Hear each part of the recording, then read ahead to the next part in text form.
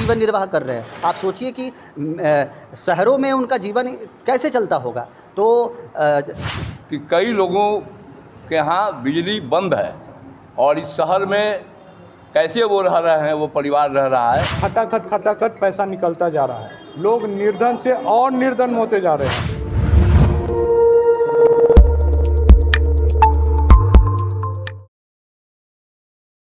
नमस्कार, आप देख रहे हैं SSR2। मैं देवेंद्र सिंह लड्डू। इस वक्त हम पटना सिटी के मोर्चा रोड पर है। यहाँ पे अभी जब देखिएगा तो जनहित संघर्ष मोर्चा द्वारा स्मार्ट मीटर बंद करो, और ये लगातार पूरे बिहार में देखिएगा तो स्मार्ट मीटर से तमाम लोग, चाहे वो अमीर घराने से लेकर गरीब गुरबा तक त्रस्त है। इसी के मद्देनज़र रखते हुए आज से संघर्ष मोर्चा का एक अहम बैठक है। इस बैठक में विभिन्न मुद्दों पर बातचीत हुई है, और अब जो बैठक के बाद जो निर्णय लिया जाएगा वो रहेगा प्रदर्शन, धरना करना, सरकार विरोधी करना।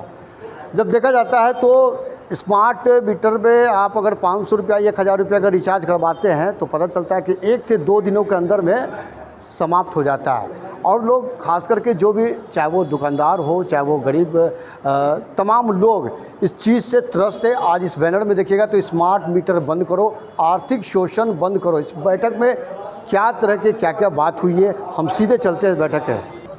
सबसे पहले तो हम यह बताना चाहेंगे कि जो स्मार्ट मीटर है वह निम्न मध्यम वर्गीय परिवार, साथ ही निर्धन परिवारों के लिए बहुत ही पीड़ादायक सिद्ध हो रही है। क्योंकि डेमोक्रेसी है, लोकतंत्र है, तो जनता के हितों को भी ध्यान में रखना होगा।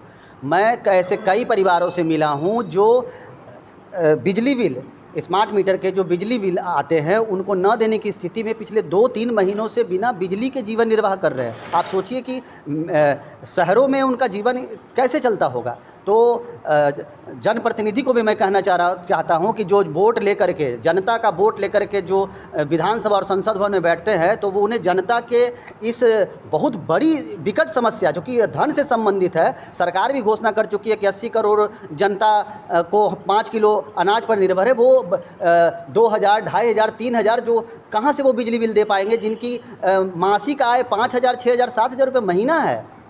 इस पिछड़ा राज्य में प्रीपेड मीटर का लगना कितना न्यायोचित कदम है, ये हम तमाम लोग समझते हैं। इसलिए प्रीपेड मीटर लगाने की कार्रवाई की हम निंदा करते हैं। और प्रीपेड मीटर लगने के बाद जो हम देख रहे हैं, जैसा कि अभी हमारे इस कमेटी, जो नया नवगठित कमेटी है, उसके मुख्य संरक्षक अमित जी बोल रहे थे कि कई लोगों के यहाँ बिजली बंद है और इस शहर में कैसे वो रह रहे हैं, वो परिवार रह रहा है, उनका दिल जानता होगा।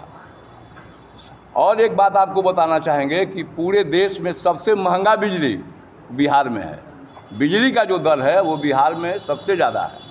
लगातार हम लोग मांग करते रहे हैं कि बिजली का दर पूरे देश में एक समान हो, लेकिन सरकार नहीं कर रही है। क्योंकि आपको पता है कि बिहार सरकार खुद कहती है कि बिहार एक पिछड़ा स्टेट है, पिछड़ा राज्य है। तो इस राज्य में आप स्मार्ट मीटर के जरिए जो ये लूट चल रहा है, क्योंकि पहले जो हम लोग 100 वाट का बॉल जलाते थे तो बिल आता था 200-300, अब 10 से 20 वाट का बॉल जला रहे हैं तो बिल आ रहा है 2000, 3000, 4000, 5000। कई फैक्ट्रियां तो बंद हो गई बिहार में, जो काम कर रही थी किसी तरह, वो फैक्ट्रियां बंद करके अब दूसरे स्टेट में जा कर के वो फैक्ट्री चलाने पे मजबूर हो रही है। कारण क्या है? लोगों के पॉकेट पे इतना ज़्यादा बोझ पड़ गया है कि खटाखट पैसा निकलता जा रहा है। लोग निर्धन से और निर्धन होते जा रहे हैं। लोगों का यहाँ न्यूनतम जो आय पर कैपिटा इनकम जो है पहले से भी घट गया है। ये नीति आयोग की रिपोर्ट है, आप खुद देख लीजिए। बिहार सरकार की रिपोर्ट है कि यहाँ ये गरीब और पिछड़ा स्टेट उन्होंने खुद घोषित किया। तो मैं ये चाहता हूँ कि ये जो लेवी, जो टैक्सेस के रूप में जो बोझ डाला गया है आम जनमानस पे, इसका सुधार करना पड़ेगा बिहार सरकार को। और बिहार सरकार जो कुंभकर्ण की नींद सोई हुई है, अगर नहीं जागती है तो हम लोग जितने भी समाज सेवी हैं उनको जगाने के लिए सड़क से लेकर सदन तक आंदोलन करने के लिए इस संगठन का आज उद्घाटन किए हैं। और इस संगठन की आज बैठक हुई है। इस बैठक का मुख्य उद्देश्य यही है कि जनहित संघर्ष मोर्चा, यानी कि जनता के लिए जनता के हित में जितना भी संघर्ष होगा हम उसको करेंगे और उसके लिए लड़ाई लड़ेंगे। और आपको ये बता देता हूँ कि मैंने इस संगठन के माध्यम से एक आज विज्ञप्ति देना भी शुरू करने जा रहा हूँ और सरकार को एक अल्टीमेटम देने का काम कर रहा हूँ कि 1 महीने के भीतर आप इस फैसले को हटाइए। यहाँ से बिहार से स्मार्ट मीटर चलने वाला नहीं है। आप खुद सोचिए, हमारे यहाँ प्रीपेड की व्यवस्था कब से आ गई? जब एक मजदूर, जब एक किसान किसानी करता है, खेती करता है, उसके बाद उसको उस फसल का मुआवजा तय करता है। एक मजदूर दिन भर की मजदूरी करता है, उसके बाद उसको मजदूरी मिलती है।